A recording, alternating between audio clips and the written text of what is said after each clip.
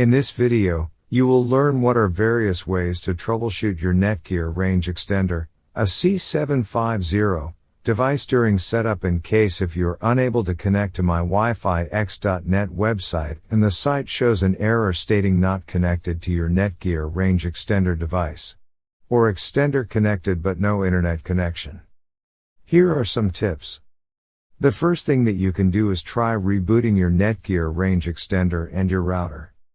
If this does not solve the problem, then try factory resetting your Netgear range extender, AC750.